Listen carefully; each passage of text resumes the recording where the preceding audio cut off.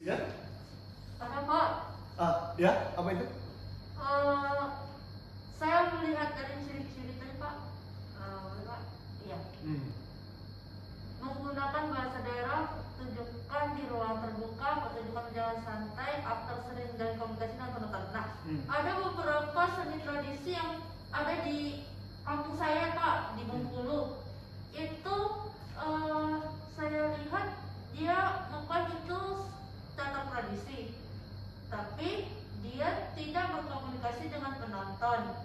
Seperti ini Pak, pertunjukannya kayak dia bertutur, terus memainkan alat musik, dan dia mengklaim itu adalah teater tradisi di kampung itu Pak. Dan di kegiatannya itu dilaksanakan pada hari ke-7 kematian, kayak gitu Pak. Itu termasuk ke dalam ciri-ciri, tidak termasuk ke dalam ciri-ciri yang Bapak sebutkan tadi gitu. Apakah itu bisa disebut sebagai teater tradisional Pak? Sedangkan dia hanya bertutur tanpa berkomunikasi dengan penonton Pak. Itu nama keseniannya apa? Namanya Nandai Bateva Pak. Oh, Nandai Bateva. Jadi konsep dari teater Nandai Bateva adalah tidak menjalin komunikasi langsung kepada penonton, dan dia juga tidak terganggu oleh aktivitas penonton, juga tidak dipentaskan di ruang terbuka. Dan teater tersebut tidak memenuhi ciri umum dari teater tradisional ini. Lalu apakah dia masuk ke konsep teater tradisi? Hal ini bisa kita jelaskan melalui penjelasan di awal tadi. Sebelumnya teater tradisi ini menyampaikan apa? Syair, pantun, atau cerita kepada penontonnya? Menyampaikan cerita melalui syair Pak, dilakukan gitu Pak. Itu bisa kita deteksi sebagai teater tradisional yang lahir dari sastra lisan. Bagaimana, atau biasa kita kenal sebagai teater tutur.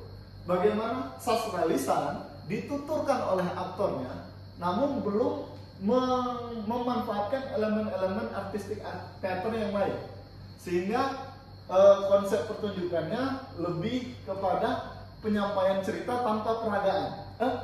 Nandai Bateva ada peragaan atau hanya menyampaikan cerita saja? Tidak ada peragaan Pak, tetapi dia kayak gini Pak, setelah dia penyelenggaranya di rumah duka Pak, di rumah duka.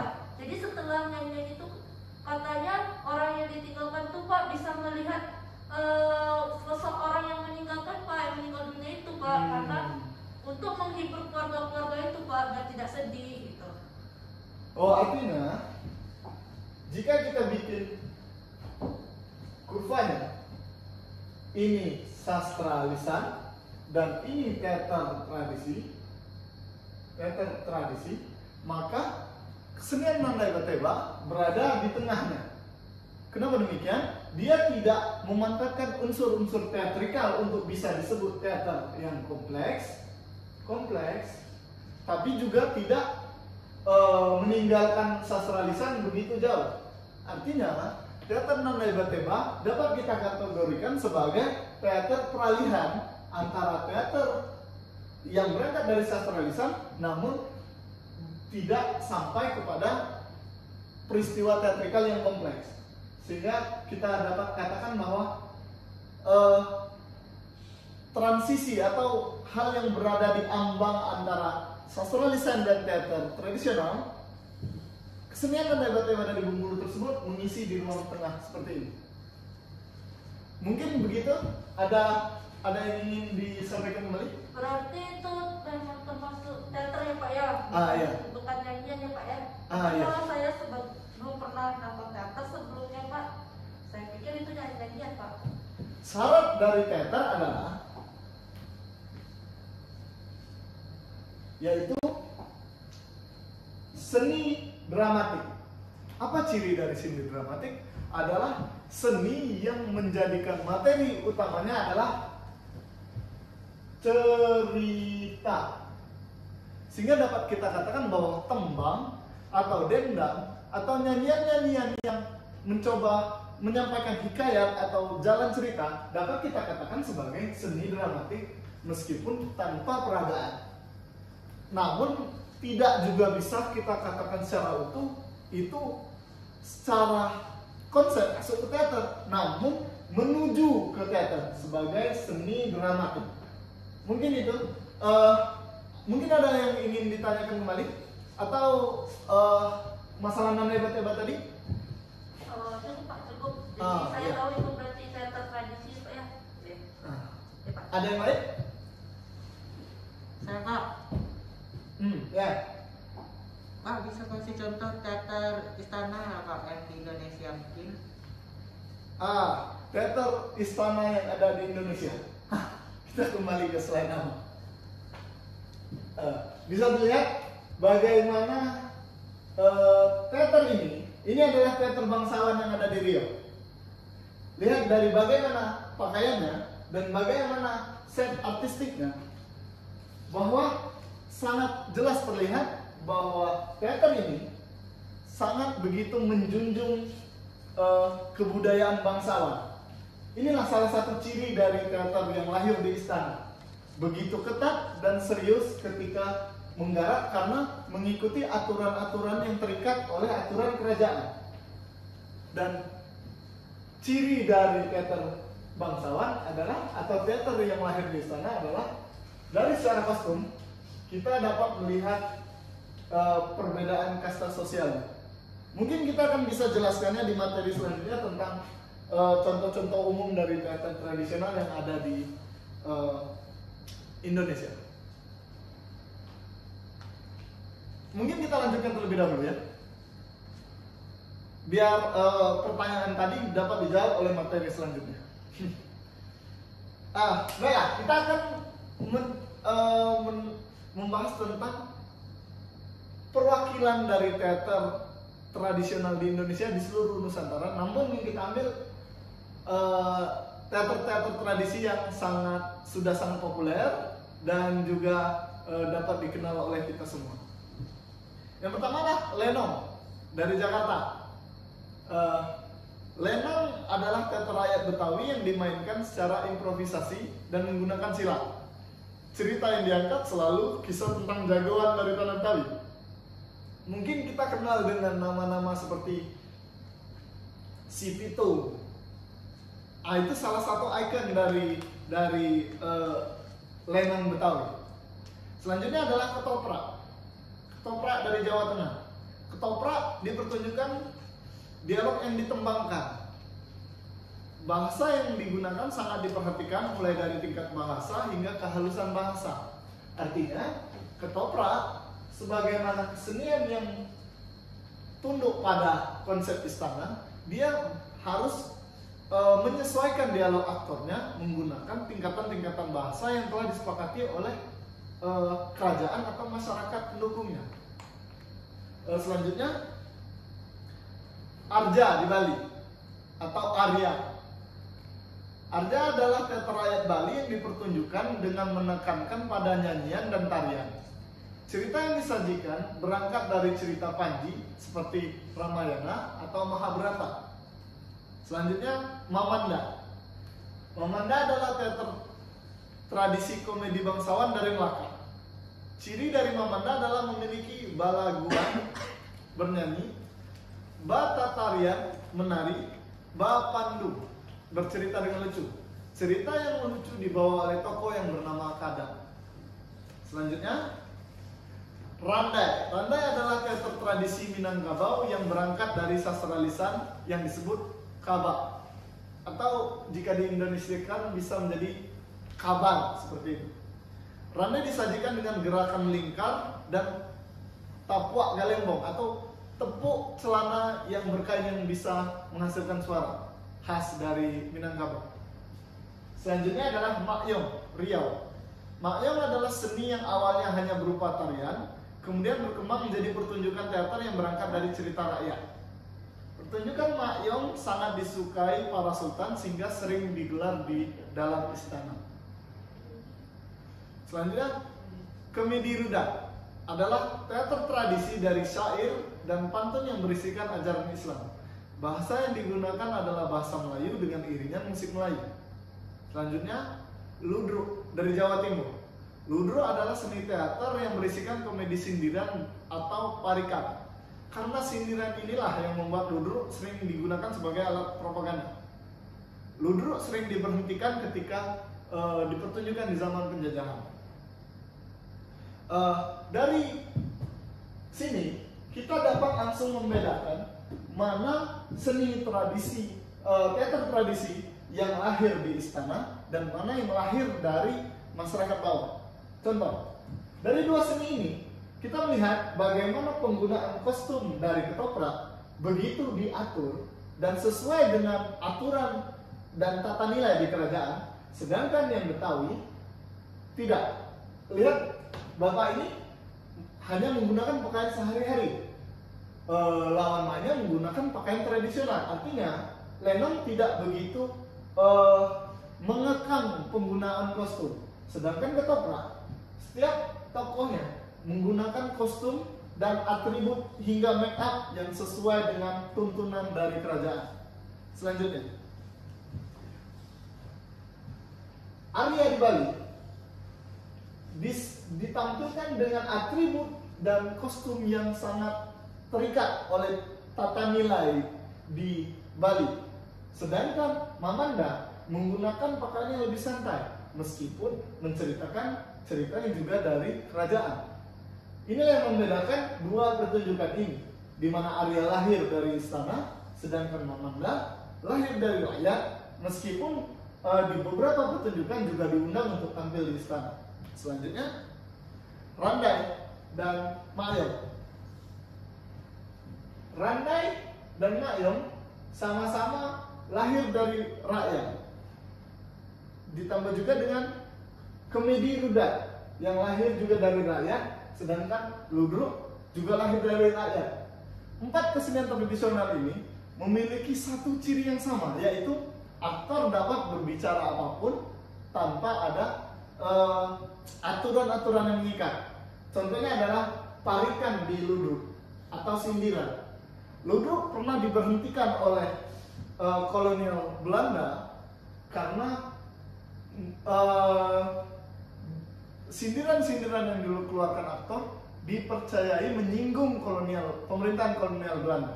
Ketika di Jepang, kolonial Jepang, ludruk juga diberhentikan karena sindiran-sindirannya yang begitu keras menyerang pemerintahan Jepang ketika menduduki Indonesia.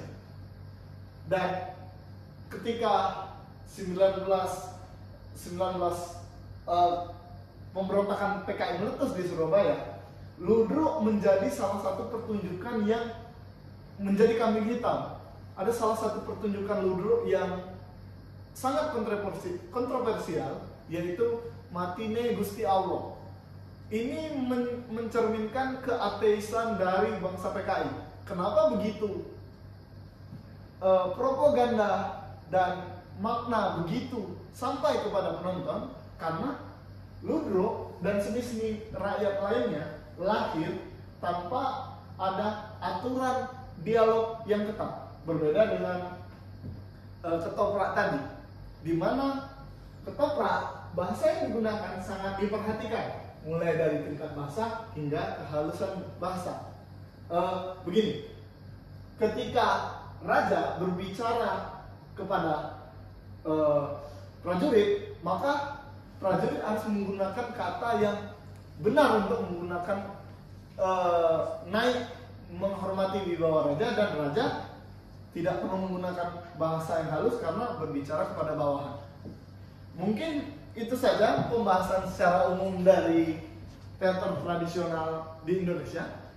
Mungkin masih ada yang kalian bingungkan, bisa kita diskusikan, atau ada temuan-temuan fenomena dari kehidupan kalian sehari-hari yang mungkin bertolak belakang dengan apa yang saya jelaskan, namun bisa kita diskusikan karena sebagaimana teater tradisional yang secara konvensi belum duduk secara baku seperti teater di barat, namun sebagai sebuah kesepakatan,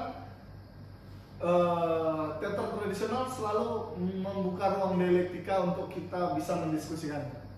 Mungkin begitu. Ada yang ingin ditanyakan kembali? Pak, Iya. contoh Pak, ketika kita membawakan pertunjukan yang berangkat dari seni tradisional, tetapi kita tidak mematuhi konsep-konsep yang sebenarnya ada di dalam tradisional tersebut Pak. Misalnya kan seperti randai, saat kita melihat randai sebenarnya itu kan harus ada lingkaran, harus ada gelembong ya kan Pak ya.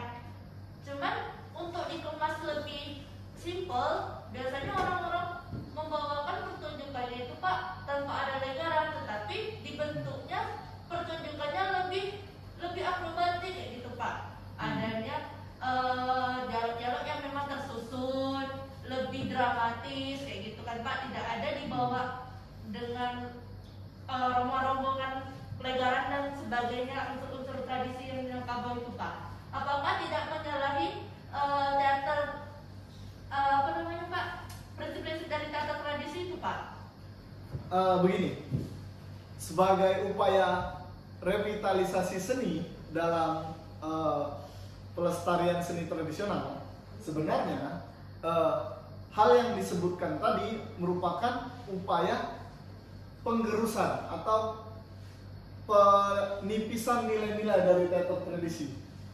Kenapa? Karena yang dipertahankan dari teater tradisi adalah tata cara, tingkah laku, dan adat istiadat. Sehingga adat istiadat yang berlaku di teater tradisi tidak boleh diganggu gugat, karena secara hukumnya teater tradisi harus mengikuti norma-norma yang berlaku.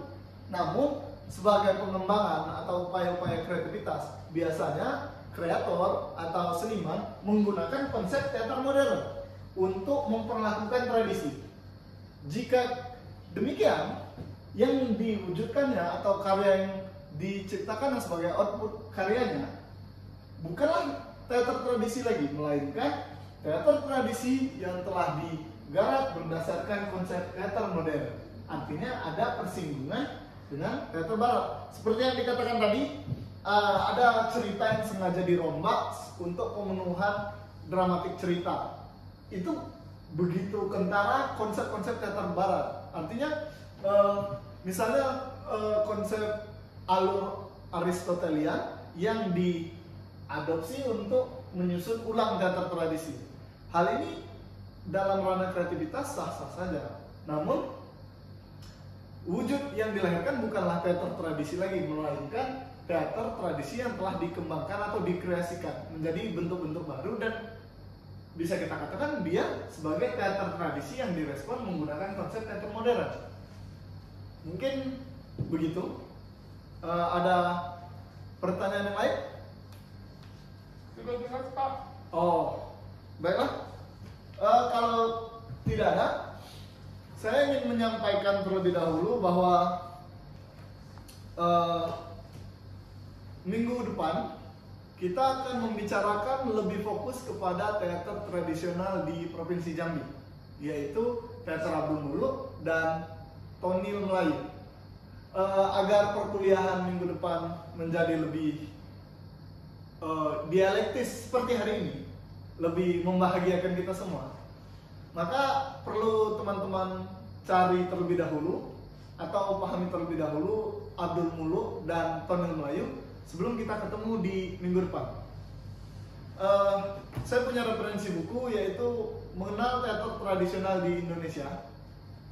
Di sini Anda bisa menemukan berbagai seni tradisi, salah satunya Abdul Muluk, dan mungkin ini bisa digunakan sebagai landasan untuk kita berdiskusi di minggu depan. Mungkin begitu. Ada yang ingin ditanyakan sebelum kita akhiri perkuliahan kita ini? Cukup Pak. Cukup? Baiklah kalau begitu, terima kasih.